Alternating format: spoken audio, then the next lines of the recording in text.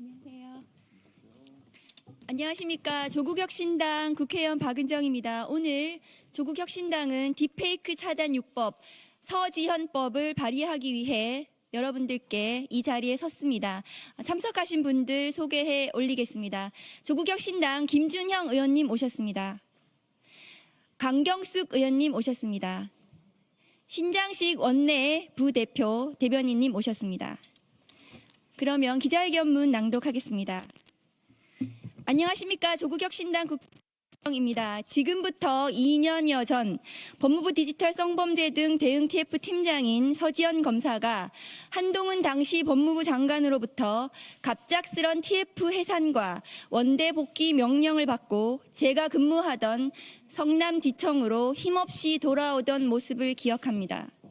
서지현 검사가 꾸리던 법무부의 TF는 우리 사회에 만연한 디지털 성범죄에 대응하기 위하여 반드시 마련해야 하는 법과 제도들에 대하여 성실하게 권고하고 해결책을 제시하였습니다. 그러나 한동훈의 법무부는 이를 끝내 외면하고 TF를 해산하는 바람에 서지현 검사는 성남지청을 끝으로 검사직을 그만두었습니다. 그로부터 2년 후 디지털 성범죄인 일명 딥페이크 성범죄가 대한민국을 흔들고 있습니다.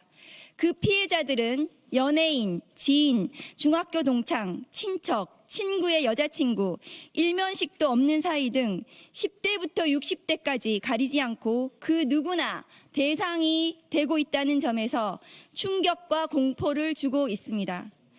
디지털 성범죄를 예방하고 피해자 보호에 앞장서야 할 여성가족부를 오히려 폐지하겠다던 윤석열 정부는 6개월 가까이 여성가족부 장관을 임명하지 않음으로써 딥페이크 성범죄에 대응할 컨트롤 타워마저 없는 상태입니다.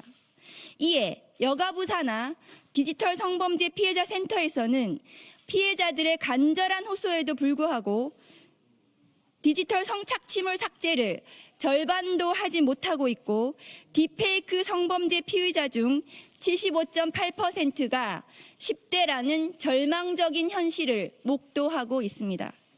또 디지털 성범죄의 온상인 텔레그램이 방송통신심의위원회에 딥페이크 성범죄물 25건을 지우고 신뢰관계를 희망한다는 메일을 보냈음에도 방심위의 류희림 위원장은 디지털 성범죄 피해자 지원센터와 경찰에 텔레그램과의 접촉 창구를 공유하지 않고 있고 윤석열 대통령을 위한 방송 길들이기에만 골몰할 뿐 디지털 성범죄에 대응하는 유관기관 간 협력마저도 제대로 되지 않는 총체적 난맥상을 보여주고 있습니다. 경찰청 자료에 따르면 허위 영상물 범죄 발생 건수는 2021년 156건, 2022년 160건, 2023년 180건 등으로 계속 늘고 있으며 올해는 1월부터 7월까지만 297건이 신고됐지만 기소된 건수는 87건에 불과하고 기소된 87명 중 집행유예가 39%에 이르는 34명으로 가장 많았습니다. 징역형을 선고받은 사례는 27.5%에 해당하는 24명에 그쳤습니다. 과연 디지털 성착취물에 희생당하는 국민 앞에 국가가 존재하는 것인지 묻습니다.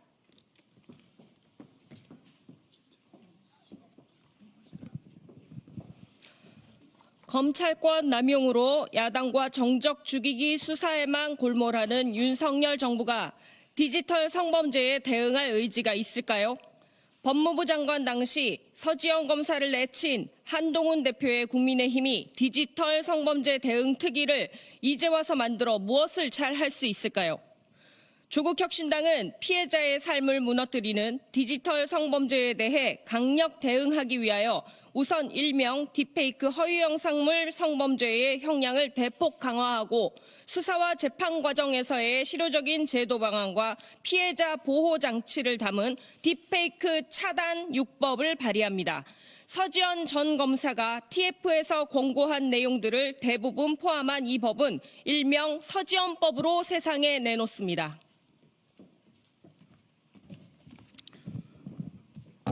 우선 성폭력 범죄의 처벌 등에 관한 특례법 일부 개정 법률안 일명 서지연법에는 허위 영상물, 즉 딥페이크 등의 반포 등의 죄에 대한 형량을 5년 이하의 징역에서 7년 이하의 징역으로 강화하고 디지털 성범죄에 대한 신고를 받은 사법경찰관이 피해 영상물 체증 등의 응급조치를 할 수 있는 근거를 마련했으며 디지털 성범죄에 제공되거나 취득한 물건을 몰수, 추징할 수 있도록 했습니다.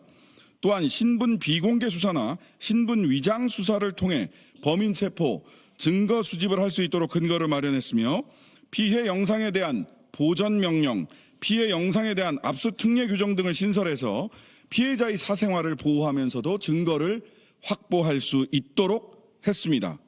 한편 TF에서 권고한 대로 통신매체 이용 등 음란 행위에서 규정하는 성적 수치심이나 혐오감 용어를 삭제하고 그동안 여성계와 시민사회의 오랜 요구인 성적 욕망 내지 만족을 위한 목적으로 성적 언동을 하는 성적 괴롭힘, 섹슈얼 허래스먼트를 처벌할 수 있는 근거 규정을 신설했습니다.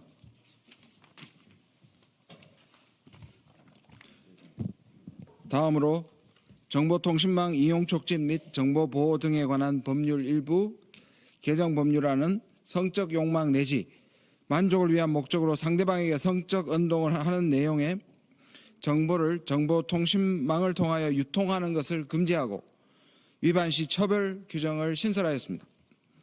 형사소송법 일부 개정 법률안에서는 피해자 등에게 정인신문에 의하지 않는 의견 진술, 서면에 의한 의견 진술을 보장하고 이와 같은 피해자의 진술이 양형에 참작될 수 있도록 하여 피해자 진술권을 강화하였으며 재판정에서 유무죄 인정과 무관한 피해자의 성적 이력, 평판 등 사적 정보에 관한 신문을 제한하도록 하고 신문이 제한된 사항에 대한 진술이 있더라도 증거 능력을 제한하여 피해자 보호 장치를 강화했습니다. 이는 피해자의 성적 이력이나 평판 등 유무죄와 관계없는 사적 정보에 관한 증거가 재판에 현출되지 않도록 함으로써 미국의 강간 피해자 보호법을 우리나라에도 도입한 최초의 규정이 될 것입니다.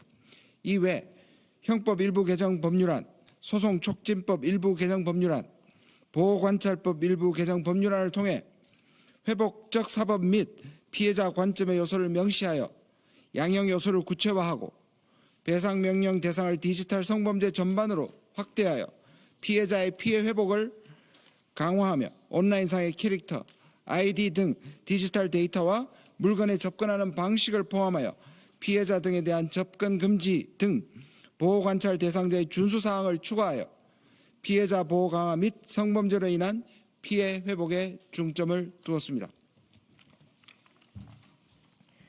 디지털 성범죄는 젠더 문제가 아니라 폭력의 문제입니다.